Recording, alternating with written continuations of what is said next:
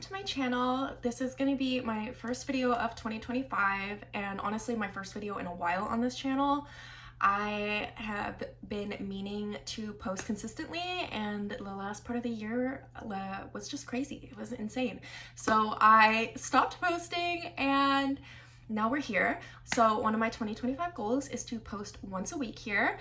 If you have not seen me before, which is probably true for anybody watching right now, my name is Hannah and I mostly read romance, fantasy, and I've been dipping my toes more and more into historical fiction. So today I am going to be doing a TBR prompt jar video. So my prompts in here, I have like 19, are going to be picking my January TBR. We're gonna pick 5 from this jar because I usually read like 8 or 9. So I want to give myself some wiggle room to finish the books that I'm currently in the middle of and also just have some time to mood read because I am to my core a mood reader. However, I think these videos are so much fun, so let's get right into it. Like I said, I have about 19 prompts in here and they're all kind of like the same size. That's a lie. They're not the same size, but I don't think I'll know which one they are. So this is gonna be the first one.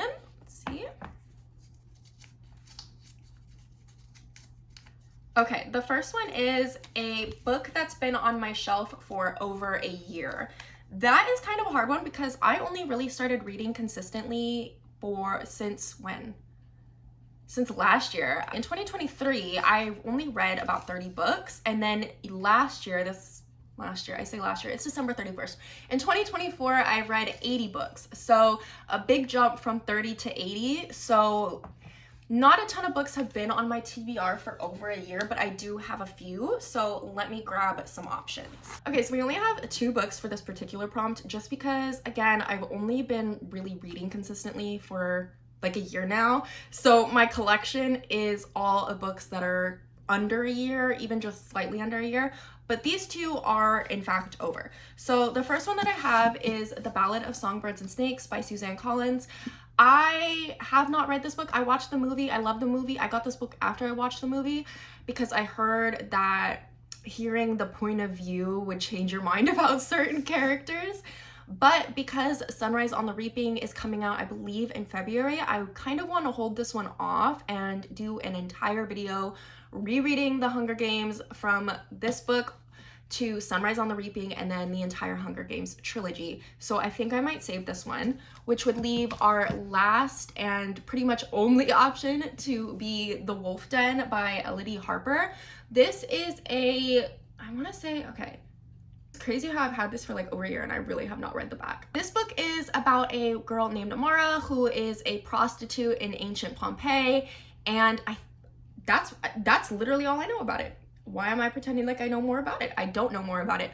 That's all I know. She's a prostitute in ancient Pompeii and this is her story. I do know that this book is part of a trilogy and I've heard really good things. I did try to read it back when I first got it and I wasn't a big fan of the writing style, but I think since I went to the ruins of Pompeii in July, I kind of am more inclined to read it. I have a better visualization.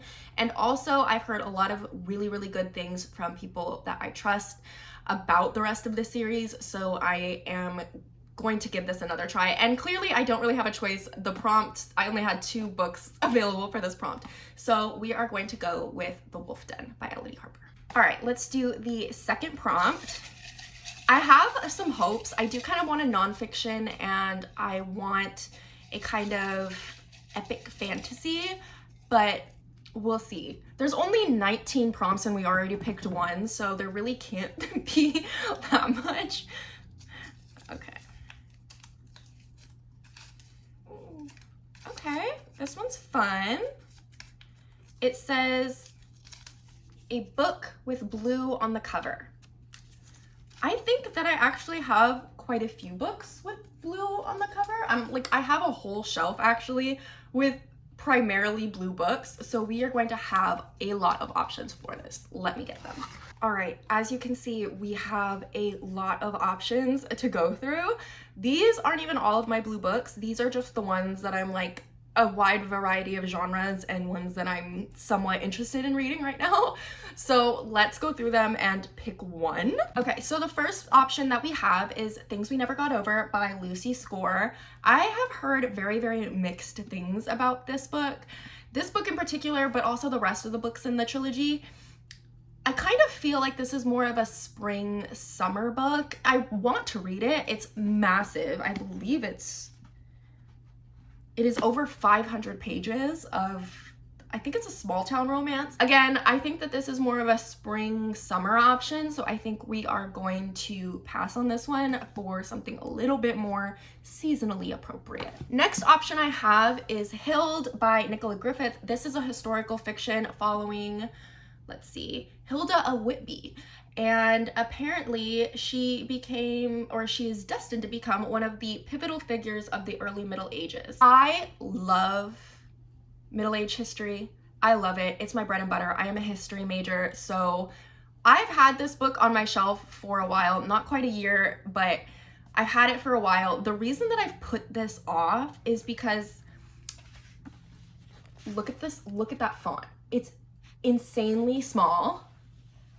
And these pages, they're not super thin, but they ain't thick either. It's over 500 pages. So I'm excited to read this. I want to read this. This is definitely on my need to read in 2025, but I'm not sure if I want to read it now. I have already had a historical fiction on the list. We just picked out Wolf Den.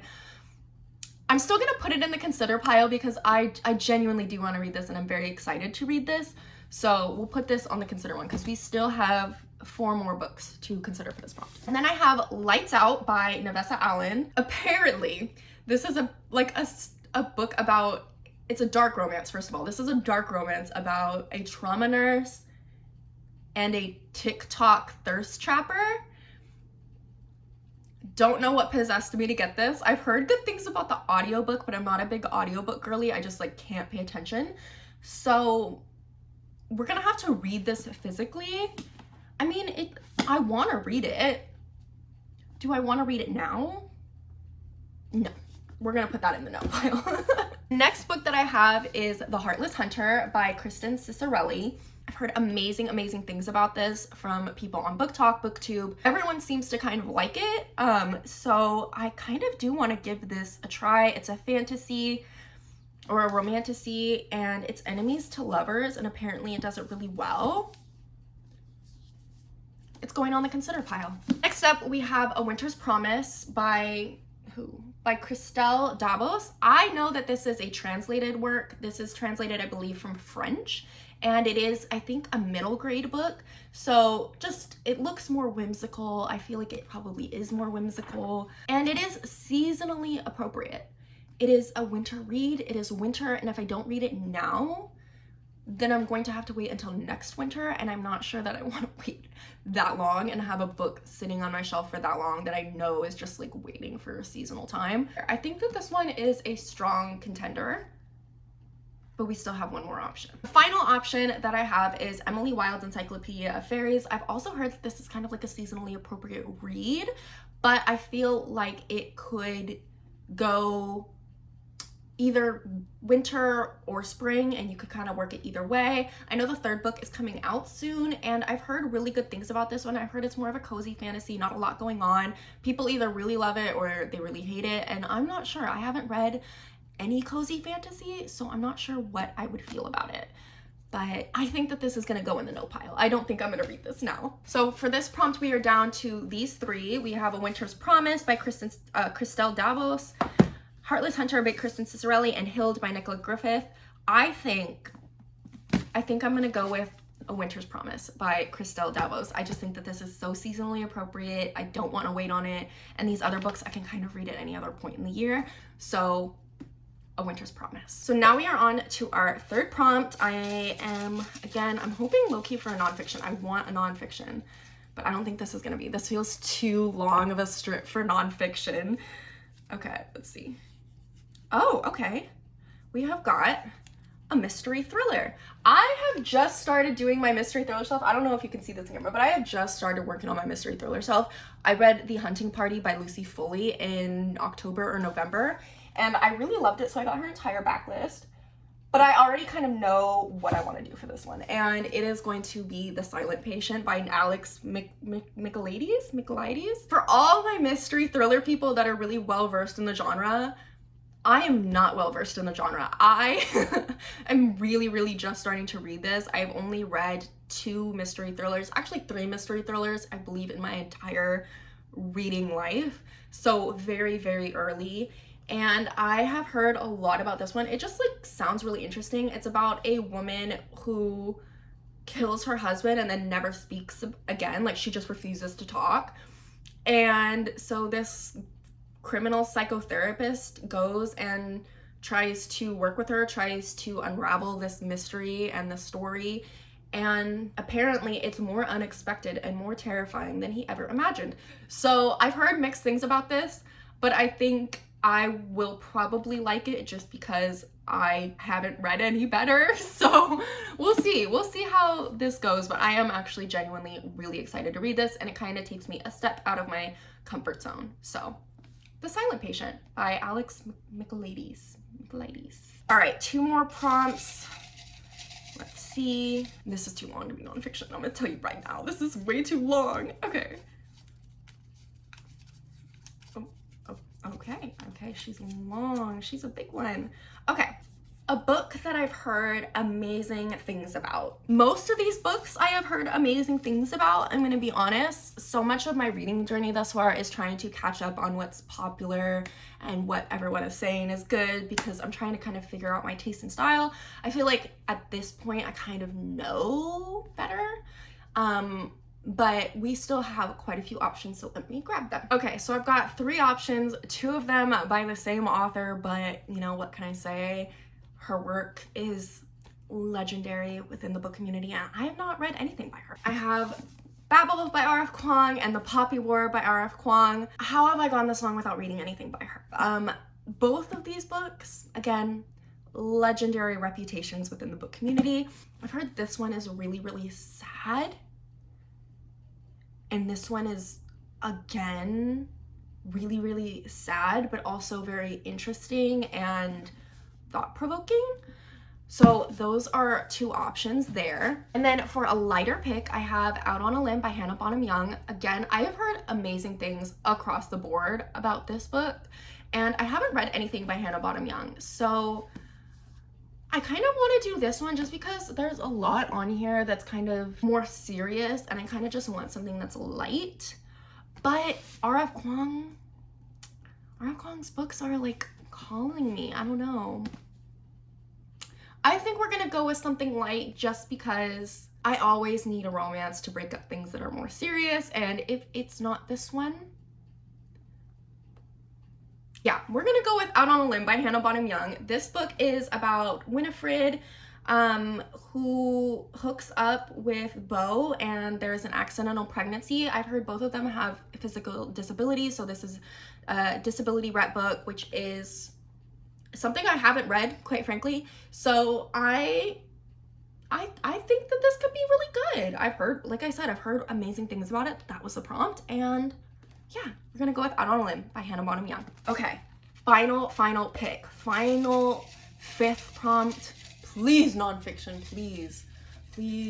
Okay, this feels short enough to be nonfiction, but I have a feeling that it's not. No, actually, what was I thinking? This is long. What was I thinking? I swore it felt really short, but I just folded it up really tight. Okay. A book that intimidates me. Okay, I have 3 options. As you can see, I kind of already started reading one of them and tabbing to hell, but I didn't finish it because it intimidated me. So let's go through these options. First one up is The Atlas 6 by Olivia Blake. I am intimidated by this one, not because it's big, because it's truly not. I think it's like under or just about 400 pages. I've heard that her writing is so confusing and convoluted, beautiful, but very confusing and convoluted. I am very excited to give this a try. This is dark academia and secret society. And so I have heard good things. I want to try it. But she's just, her writing. I actually have 2 books by her. I also have One for My Enemy. Yeah, One for My Enemy by her, and I also have not read that one. So a very strong contender because it is a little bit shorter. I don't think it's gonna take me, it might take me a long time. It just depends on how her writing is. I believe, oh, is there character art in this? Norway. Guys, there's character art in this. Oh my goodness. Ugh, that's kind of gorgeous. I didn't think, that's crazy. I love that. Okay, that's definitely a contender. The next one that we have is Iron Flame by Rebecca Yarros. I read Fourth Wing last year. I actually really liked Fourth Wing. I haven't liked a ton of books that I've, like fantasy romances that I've gotten recs from off Book Talk. But that one I really did enjoy. It made me cry. And the main character was kind of annoying in the first one. That was like my one gripe with it. And I've heard that this book, the sequel, that gets amped up to about 100. I don't know if I can do it. I was kind of gonna wait on this one to see if the 3rd book, which comes out at the end of January, is any good. It's also a chunker. It's also massive. Do I want to commit unless the 3rd book is good? It just intimidates me because I really like the first one and I don't want to hate the second one, and everyone who really loved Fourth Wing seemed to hate this one. So if the die-hard fans are quitting after this book, I'm a little worried. And then our 3rd option is The Shadow of the Gods by John Gwynne. This is an epic fantasy. I've heard a lot of good things about John Gwynne. I read like the first, let's see, where did I get up to? I read the first 200 pages and then put this down. I think because I was tabbing it so intently that it just felt like a lot of work to read.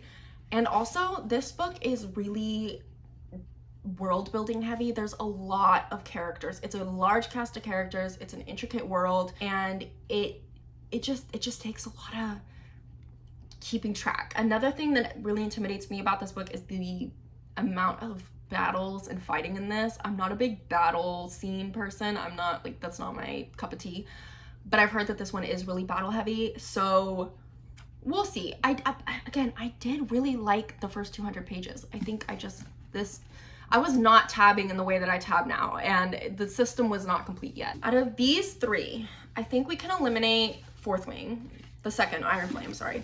We can eliminate Iron Flame simply because I think I am gonna wait till the 3rd one comes out and see if, like, what the reception is, and then we'll see. Out of these 2 though, I think I'm gonna go The Atlas Six by Olivia Blake, just because I am reading City of Brass by S.A. Chakraborty right now, and that's kind of an epic fantasy, and I kind of want to give all of my attention to that. And then once I finish that, maybe move on instead of trying to pull myself into a multitude of different worlds and then failing miserably. So this is our January TBR. Wolf Den, sitting on my shelf for forever. It's got to get read. It's got to either be read and loved or read and hated and DNF. A Winter's Promise, middle grade, but seasonally appropriate.